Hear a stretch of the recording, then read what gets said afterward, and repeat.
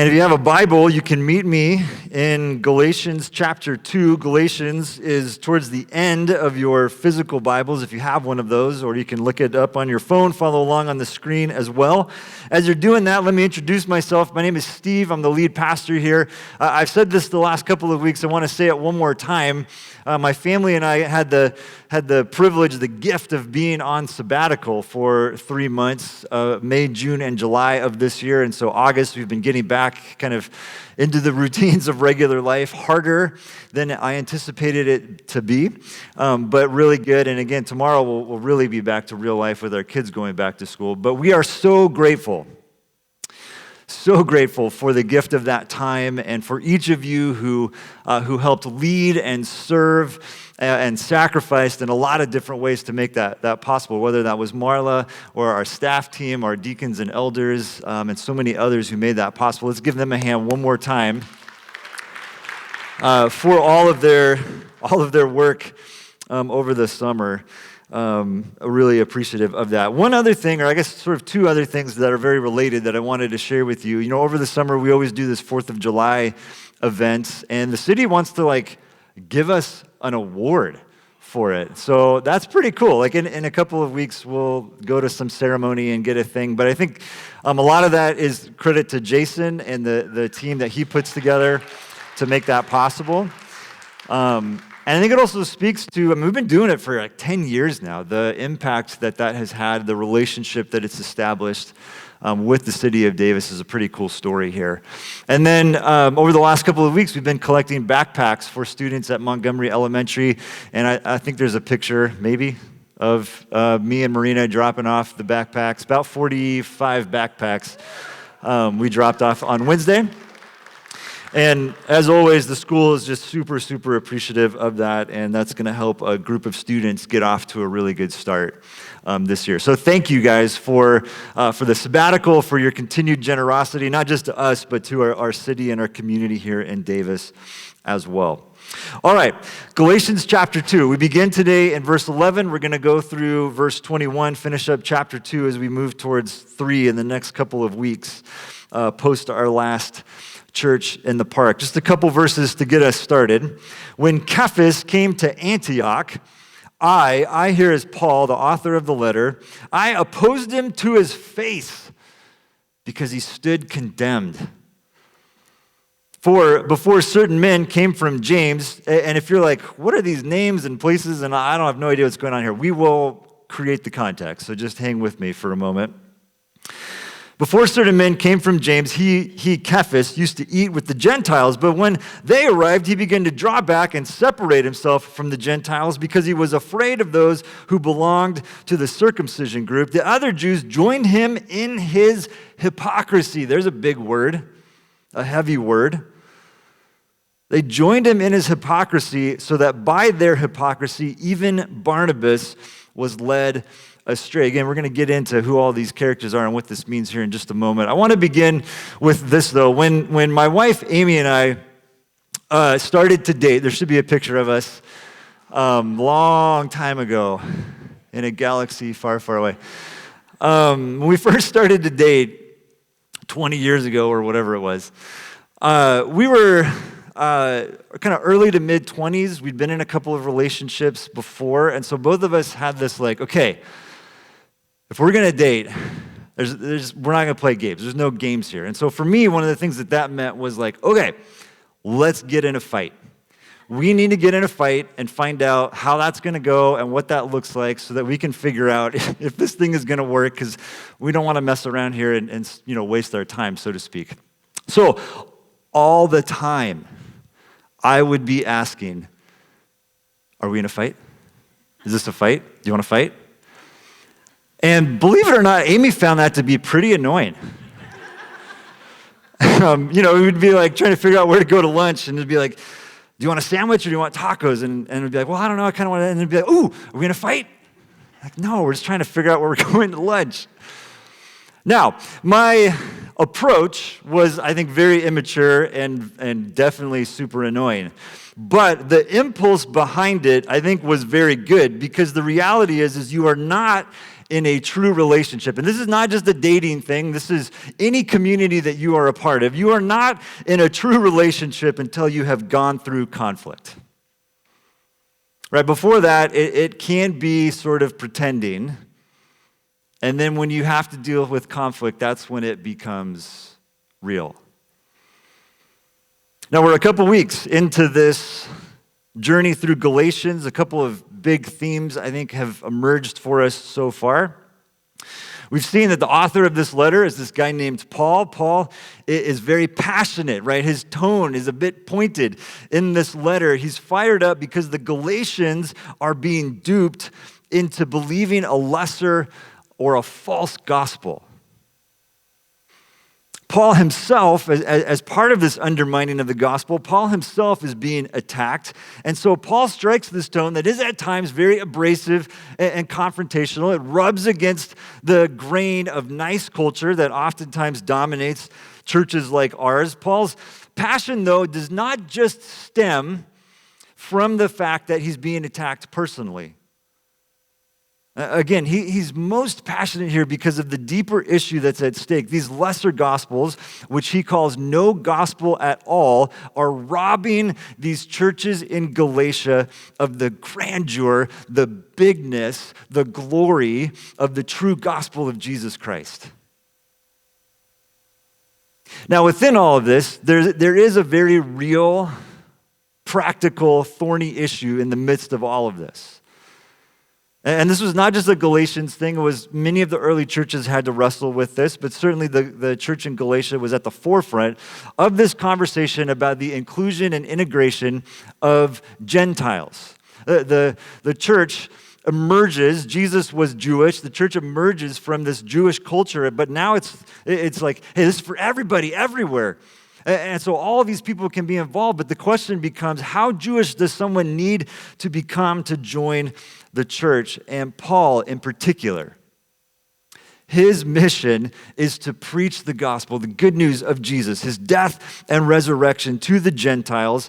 And part of that is, hey, you don't have to do all the stuff. You don't have to jump through the hoops. You don't have to become Jewish to join this thing. It is, again, for everyone, everywhere. And the case that he is making in this letter is that this Gentile inclusion is the logical conclusion of God's redemptive work in the world. This is what God has always been about. You go all the way back to the beginning. You go back to Genesis chapter 12, the choosing of Abraham to be a blessing to all the families of the earth. And you follow that thread all the way through to Jesus and the commission that he gives to his followers to go make disciples of all nations. This is the logical conclusion of God's redemptive work in the world. Everybody, everywhere. The good news of right relationship with God through the death and resurrection of Jesus is for everyone, everywhere.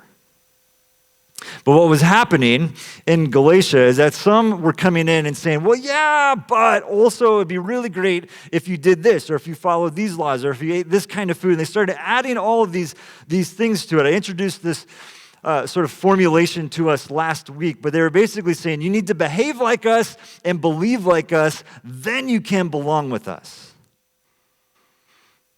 And I think that in our day and age, 21st century American church culture is similar, maybe a slight difference. We say you must believe like us, then behave like us in order to belong like us. But in the kingdom of God, it looks like this: belong, believe, behave. That deep sense of belonging, being a part of the community, learning what the community believes, then leads to that belief, which then produces good behavior. Now, sometimes when I introduce this formulation, belong, believe, behave, there's a sigh of relief. There's this kind of like, I can do whatever I want now. And think about the logical conclusion of that for just a moment. If everybody just does whatever they want to do, what's going to happen? There'll be conflict. Certainly, in our cultural moment, we've been trained to demand belonging on our own terms. And any questioning of that is perceived as an attack on my belonging. But both of these things, hey, you got to do what we do, act like us, and then you can belong. And then this other kind of perspective of like anything goes, we just do whatever we want. Neither one of those is a healthy community. Are you with me? That's not the kingdom of right relationships. What we do matters. Our behavior matters. Behavior comes at the end of that formulation, but it's not a hierarchy or it's not something that's irrelevant. It is the outflow. Good behavior is the outflow of a deep sense of belonging and right belief. And so in order to have a healthy, functioning community, good behavior should be affirmed and misbehavior should be corrected. But correction is hard to do because it means conflict. Right? It means conflict.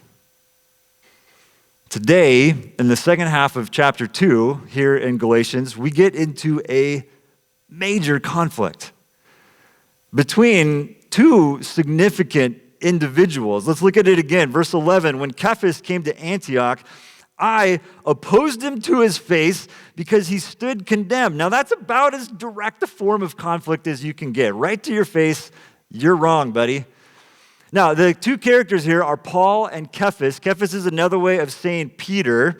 This is the Peter, right? This is the Peter who was with Jesus as one of his 12 disciples, who was actually one of the three kind of core inner circle disciples. This is the Peter who betrayed Jesus but then was restored. This is the Peter who stands up in Acts chapter 2 and preaches the first big sermon that kind of sets off the whole church movement in the first place. If there was ever somebody to be nervous about having a hard conversation with, I think Peter would be at the top of that list. And yet, Paul goes right into it, and I think this is a key thing. He goes right to his face. Right? This isn't behind his back. This isn't, through other channels. He just goes right to his face, and he says, dude, you're wrong. Now, what exactly did Peter do that was wrong? Now, Paul's going to get into some theology here in the second half of our section in chapter 2. We're going to hit that just briefly because that theological argument just kind of flows into chapter 3. So we're going to hit that part of it much more deeply in the next couple of weeks when we get into chapter 3. But today I want us to focus on the interpersonal part of this. Because again, this is where a lot of the nitty-gritty hard work of church comes. How do we move through these moments of disagreement where we're not on the same page? How do we handle conflicts? Now the question here is, okay, so Paul is upset with Peter, tells him to his face, but what exactly is it that Peter does that's so wrong? What's at the heart of this conflict that leads to this confrontation? Paul names it, right? He says it's his hypocrisy. Peter is being a hypocrite. And the form of the hypocrisy is this. Peter is being all down and cool and inclusive of Gentiles when he's in a Gentile crowd. And then when he's with his Jewish friends, he's being all elitist and exclusive. And so this creates confusion, right? Now, anytime there is a division in a group of people, there's always that person who tries to play both sides. You've probably seen this and experienced this in different ways. We certainly live in a moment where there's all kinds of divisive issues that separate us. Let's consider for a moment one of the most divisive issues of our time. Does pineapple go on pizza? That was a little early there. That's okay. All right, so I can feel the energy in the room ticking up already. Okay, so there are some people who say, yes, pineapple on pizza is one of the best things ever, and then there are other people who are wrong.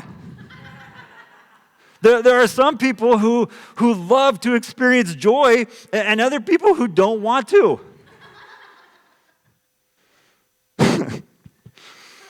Now, so here's what Peter is doing. right? Here's what Peter is doing. When he's with the pro-pineapple crew, he's eating that pizza. Oh, this is so good. What a great idea. We all love to experience joy. We're eating pineapple on our pizza. But then he goes to the anti-pineapple crew, and it's like, can you believe those people? That's so gross. Hot fruit on pizza? And what is the deal with Canadian bacon? Isn't it just ham? Right? And so Peter is playing both sides of this, and it's deeply problematic. Now that was silly. Let's get serious here for just a second. This is deeply problematic because, first of all, on what I would call the more surface level, it lacks integrity, right? He's being two-faced. But I think even deeper than that, more important than that, his hypocrisy creates confusion. This is one of the big, I really hope this is one of the big takeaways for each of us this morning. Peter's hypocrisy is creating a confusion that undermines the mission. His hypocrisy creates confusion that undermines the mission. Now, modern Christians, we love to call out sin. Right? You're doing it wrong. Don't do it like that. That's on the bad list. You're messing up. You're blowing it in this way. And yet, I think that's only half the work. Right? So we cancel Peter for being a hypocrite because hypocrisy is bad. That's on the bad list of things that we're supposed to avoid and not do. But I want us to think for a minute about but why is that such a problem? What's the thing beneath the thing here? It's deeply problematic because of the harm that the hypocriticalness does to the mission of God. If this good news really is for everyone everywhere, and you are being inclusive over here, and then you're being exclusive over there, that is mixed messaging that misleads people. One of the people who is misled is this guy named Barnabas. If you know the story of the early church, Barnabas was one of the key leaders. Peter's behavior is misleading one of the key leaders of the church. If what he is doing is throwing Barnabas into wait a minute, are we cool with the Gentiles? I'm not sure, because Peter's doing this, but then he's doing that. And if one of the key leaders is this confused, we'll have a problem. We have a problem. It harms the gospel and it impedes the mission. And so Paul says, we got to stop. This has got to be stopped. Now, a couple of important layers to conflict. This is not personal or personality driven. Okay, this is not Paul saying I just can't stand Peter and his dumb face. Right? This is also not preferences. I like pineapple on my pizza. I don't like pineapple on my pizza. This is deeper than that. This is about the gospel, the good news of Jesus being harmed by a key leader's misbehavior. And these are important distinctions, right? Is this a personality conflict? Is this just a preference thing? Or is this about the mission? And sometimes, there's overlap and they can kind of bleed into each other. But again, this is the hard, nitty-gritty work of community. Do we just have a personality conflict? Just kind of rub each other the wrong way? Got to figure out how to deal with that? Is this just a preference thing? I like to do it this way and you like to do it that way. I have this system, you have that system. We can kind of come to a compromise on that. What cannot be compromised, though, is the heartbeat of the mission of God. Paul is saying, if this really is for everyone everywhere, you cannot pretend that it applies here and it doesn't apply over there. We have a problem here. There are times in a community, in a healthy church, where we need to have a good fight. We have to face conflict head on because of what is at stake, the mission of God. Now, I have to preach a lot of sermons. And I'll be honest, there are times when I'm, doing this and I'm like, this is for that person. Or, this is good stuff, but I'll think about it some other time. And then there are times when you're working on a sermon and you're like, oh, this is for me. This one's for me. And so what I want to do for just a moment is just a little bit of what I call pastoral confession. I'm not great at conflict. I would be really great at conflict if it was one at a time. Right? Like if you could just do this one and then move on and then do this one and move on, I would be so good at it. But what happens is that I'm involved in multiple relationships here at church, coaching teams, my kids' stuff, my extended family, and lo and behold, there's oftentimes more than one conflict happening at any given time. And that is hard for me. Right? And so I give my attention to whatever one I feel like is the most important in the moment, but what that oftentimes does is the other ones come back to bite me later on because I didn't deal with it when it should have been dealt with. You know what I'm talking about? Now, I hope anyway that I've grown in giving myself some grace in this, but there are a couple of moments that I replay a lot.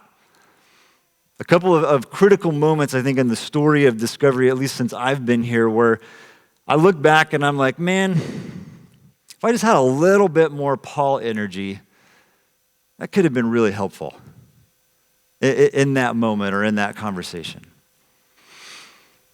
There was a moment very early on in our time here, I think maybe like month 2. And I'm going to share a couple stories, and these are about people that aren't here anymore, so don't be looking around trying to figure out who this is about.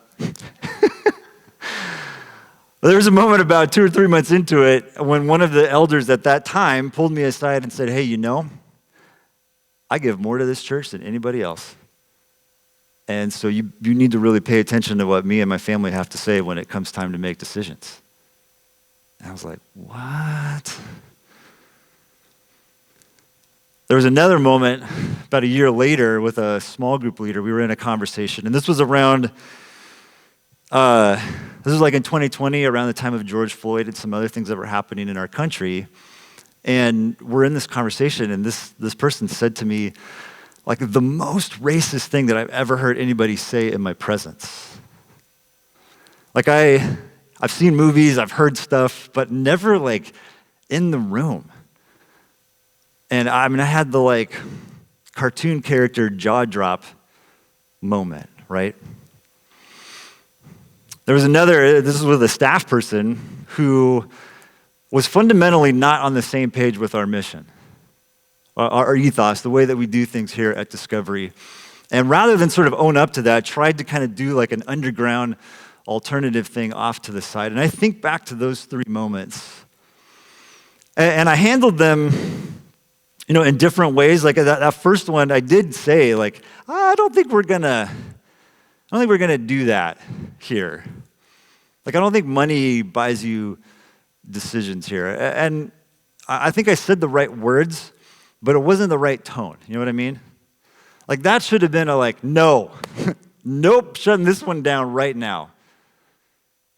And similarly with that second one, I look back on that one and I'm like, man, what a moment to really say something about, like, hey, we don't say that here.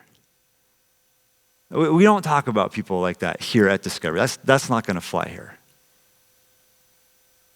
And with the last one, I did what I often do, which is instead of, again, confronting it head on, it was more like, I just need like one more conversation. Well, I'm going to cast a little bit more vision. We're going to read another book. We're going to study another story about Jesus, and then it'll click. They'll get it. And I think what actually needed to happen was no, not here. We're not doing that here. Or to paraphrase Jesus, right? Not so with us. In hindsight, I look back at those moments and I think, man, just a little bit more, again, Paul energy might have been really helpful, might have actually helped us move our mission forward quickly, or quicker, if you will. There are these moments where the misbehavior must be called out for the sake of the mission. Now, Paul's story here, I think it sets an example for us to aspire to, but it's also a very extreme thing. My intention this morning is not that we start confronting each other, all like, but there are moments, right? There are moments where this is needed. And again, I think the big task for us in community is that discernment piece. Is this just a personality conflict? Do you just kind of rub each other the wrong way? Is this a preference thing? You want to do it that way, I want to do it this way. We have to figure out how to compromise on that. Or is this truly about the mission? And what's at stake if we compromise on our mission? Now, at the end of chapter 2, Paul says, and this is a verse that a lot of people, have kind of as their life verse, right? Paul says, I have been crucified with Christ, and I no longer live, but Christ lives in me. The life I now live in the body, I live by faith in the Son of God who loved me and gave himself for me. This is very central to the larger theological point that is flowing here through the end of chapter 3. But this is also, I think, the secret to having a good fight. The cross is the key to moving through healthy kingdom of right relationships type of conflicts.